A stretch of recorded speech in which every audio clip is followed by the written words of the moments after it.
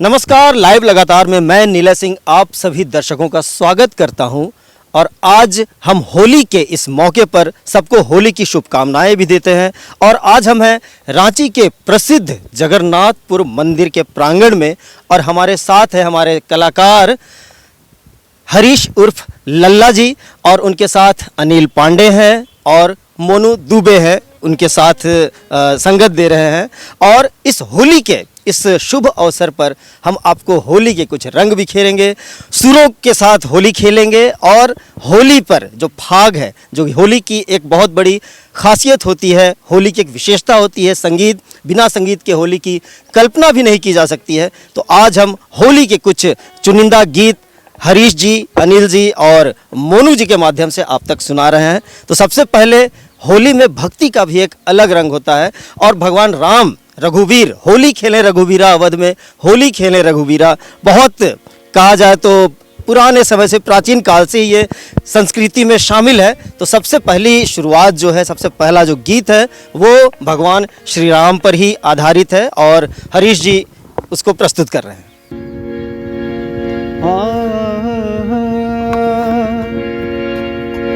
आइल टपकी राग बसंती जनमानस मन डोल गई, धरती का देव धरती तक ले हो, अरे होली नयन पट खोल गई। प्रेम से बोलिए राजा रामचंद्र जी महाराज के जय। हसिया निकाले आशा वाले हो, दुनिया के राम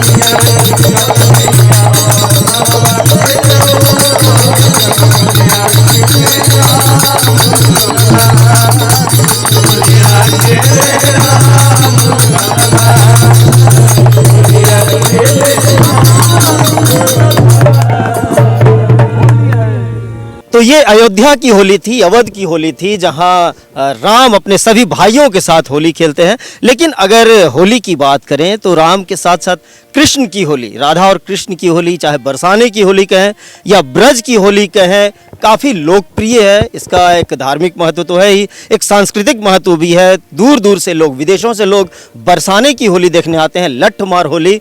और होली के गीत जो हैं वो राधा और कृष्ण के बिना बिल्कुल अधूरे से हैं। तो अगली जो प्रस्तुति है हरीश जी की, वो भगवान कृष्ण की होली कैसी होती है इस पर आधारित है जी।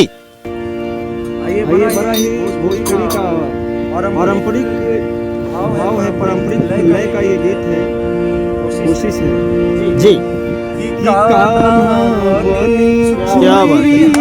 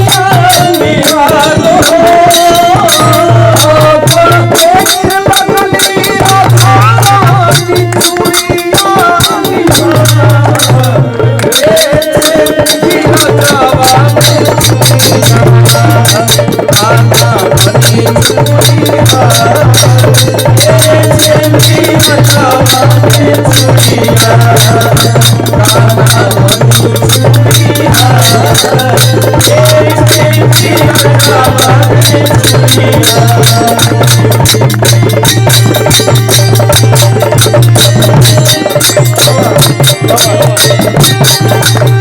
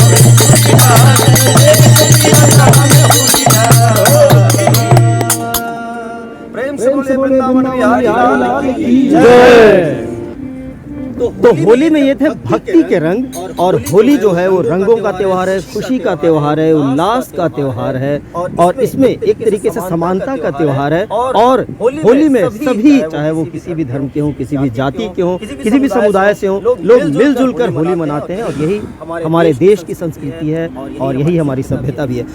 हम हमारे जो कलाकार हैं हरीश उर्फ लल्ला जी, उनसे बात करते हैं। हरीश जी, आपने बहुत ही सुंदर गीत प्रस्तुत किए हैं। बताइए किस तरीके से आपका ग्रुप है और जो संगीत है होली में खासकर वो कितना महत्वपूर्ण होता है? सबसे पहले लगातार न्यूज के माध्यम से जितने हमारे श्रोता समाज है, भगवान स्वरूपी दर्शकगण हैं, माता बहन है, सभी को मैं इस न्यूज चैनल के माध्यम से बार बार प्रणाम कर रहा हूँ, नमस्कार कर रहा हूँ। और सबसे पहले मैं बताना चाहूँगा कि मैं मूल रूप से बिहार के नवादा जिले का रहने वाला हूँ जी, और विगत कई वर्षों से, पिछले कई वर्षों से मैं रांची में रह रहा हूँ, और यहाँ के झारखंड के लोगों का बहुत ही ज़्यादा प्यार मिला है मुझे, जिसके वजह से मैं पूरे झारखंड के लगभग शहरों में, लगभग गाँवों में अपना शो कर चुका हूँ। और मेरे हरीश उर्फ लल्ला ग्रुप बैनर तले काफ़ी सारे कलाकार, भोजपुरी के जो सुपरस्टार लोग हैं, हमारे भैया लोग, सारे कलाकार आते रहते हैं, प्रोग्राम होते रहता है। और मैं रांची में रहता हूँ और आज अभी भक्ति होली चल रहा था। थोड़ा सा मेरे पिताजी भी भूतपूर्व सैनिक रह चुके हैं। एक जी सेना के जवान रहते हैं। कभी का भाव है कि उनकी पत्नी कह रही है होली के दिन अपने जो सगे संबंधी हैं, जो उनके आसपास के लोग हैं, उनको बता रहे हैं जब पति देव नहीं आते हैं छुट्टी में, हमारे फौजी भाई को छुट्टी नहीं मिलता है ड्यूटी से, तब वो बता रही हैं उनके बारे में। बिल्कुल। कैसे क्या भाव। चलिए बिल्कुल।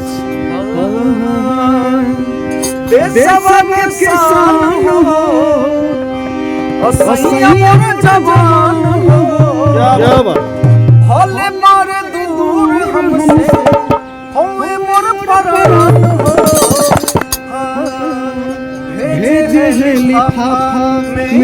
क्या बात, बहुत बढ़िया।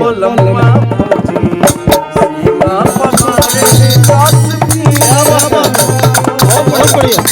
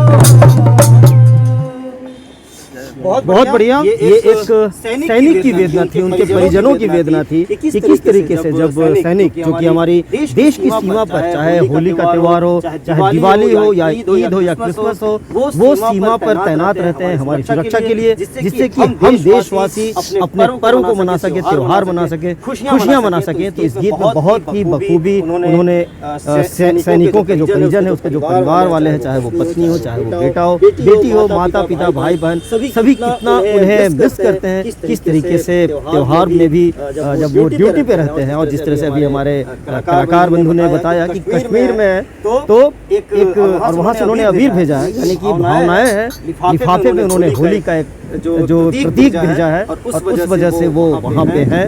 और जो परिजन है, ये फिर भी उन्हें खुशी है कि हमारे देश के सुरक्षा के लिए वहाँ पे वो तैनात है। हम हमारे साथ हरीश जी के अलावा और भी कई कलाकार हैं। हमारे साथ अनिल पांडे भी हैं, वो भी बहुत अनुभवी कलाकार हैं। अनिल जी, आप क्या सुनाएंगे? सबसे पहले तो अभी भी एक पारंपरिक होली गीत भोले बाबा का जी हम सुनाएंगे। आप भी भक्ति ही सुनाएंगे आप? जी हाँ, अभी भक्ति सुनाएंगे और उसके बाद ये जो फागुन का मौसम है बहुत ही मस्त। जी बिल्कुल, बयार भी बह रही है। हम यहाँ पे भी भगवान जगन्नाथ महाप्रभु के प्रांगण में बैठे हैं और ये जो बसंती जो बयार बह रही है चारों तरफ से, ये बता रहा है कि अब होली बस आ ही चुकी है। जी और खासकर इस मौसम में बच्चे बूढ़े जवान सभी में उमंग उत्साह उल्लास जो है सो भरा रहता है। और मौसम के लिहाज से प्राकृतिक जो है सो ना ही ठंडा ज़्यादा और ना ही गर्मी, तो एक प्राकृतिक संतुलन का ये त्योहार है, महीना है, इसलिए सब उमंग में रहते हैं। चलिए बिल्कुल आप भी गीत सुनाएंगे और हमारे साथ मोनू दुबे हैं जो कि नाल पे। आप होली की शुभकामना हम चाहेंगे आप तमाम दर्शकों को दें। सभी को होली की ढेर सारी शुभकामनाएं। तो अनिल जी, अब हम चाहेंगे कि आप भी भक्ति की बयार बहाइए और जिस तरह से ये बसंती बयार बह रही है उसमें भी एक भक्ति की और बयार बहे इस होली के मौके पर। होली खेलत महादेव काशी नगर बड़ा पावन। होली खेलत महादेव काशी नगर बड़ा पावन। होली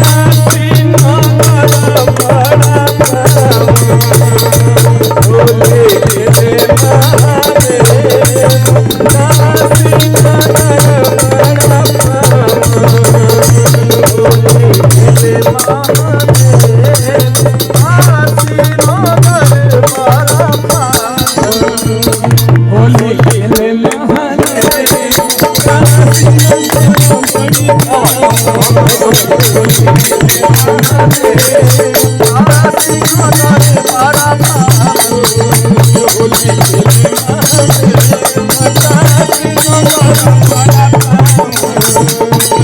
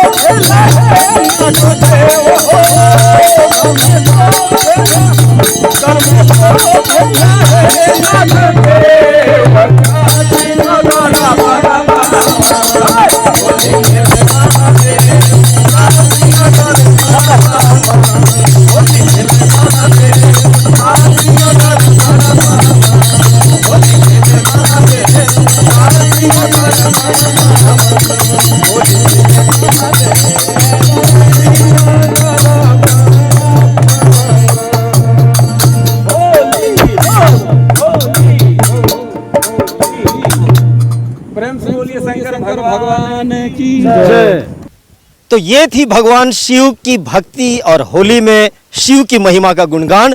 और अब हम अनिल जी से अनुरोध करेंगे कि एक कोई होली में जो कि एक होलियाना अंदाज का एक जो गाना होता है वो कृपया आप प्रस्तुत करें और इस माहौल को होलीमय बना दें। थैंक यू सर। अरे फागुन ऐसन महीना सब हेला तुम्हें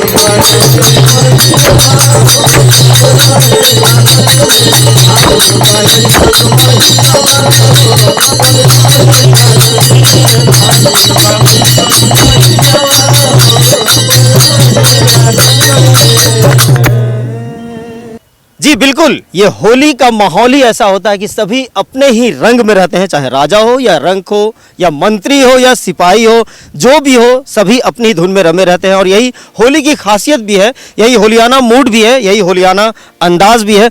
तो हम अपने कार्यक्रम के अब आखिरी पड़ाव में आ गए हैं और हम चाहेंगे कि आखिरी पड़ाव में एक और गीत हरीश जी और हमारे कलाकार बंधु पेश करें। और बिल्कुल इस आज की जो ये संगीत की जो यात्रा है उसको एक सुखद मोड़ में लेते हुए हम इसका समापन करें। देखिए भाव है, थोड़ा सा मस्ती के मूड में हम लोग इस गीत को गा रहे हैं, क्योंकि YouTube पे हमारे दर्शक लोग लाखों करोड़ों में व्यूज है इस गीत का। तो इसका मतलब हुआ कि काफ़ी लोग इसको पसंद कर रहे हैं। थोड़ा मस्ती के मूड का गाना है। एक हमारे भैया हैं कवि के भाव में, उनकी साली है, कह रही हैं अपने सखियों से बता रही हैं, क्या भाव है भोजपुरी में, कि कैले बेहाल हाल घरे बोलाई के जनती तपरती ना जी जाके केरा में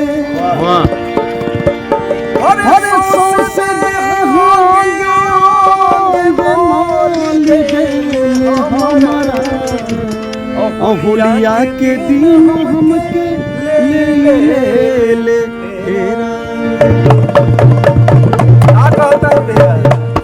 कि कोई कैसे बहिना से होलिया, कि कोई कैसे बहिना से होलिया, जीजा मिस दे होलिया,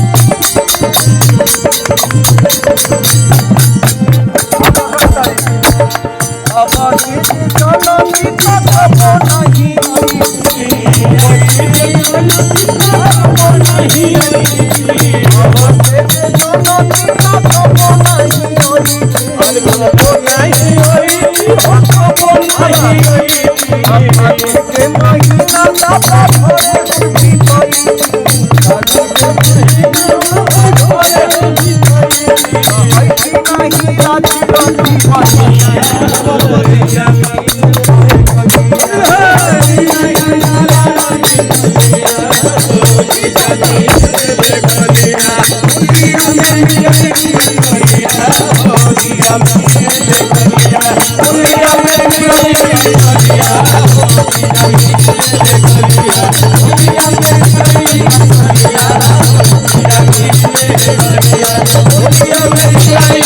इसी के साथ हम इस कार्यक्रम का समापन करते हैं। आप तमाम सभी दर्शकों को लाइव लगातार की ओर से होली की बहुत बहुत शुभकामनाएं। नमस्कार। न्यूज अपडेट के लिए आप हमारे चैनल को सब्सक्राइब करें। आप हमें फेसबुक और इंस्टाग्राम पर भी फॉलो कर सकते हैं। बने रहे लगातार .in के साथ।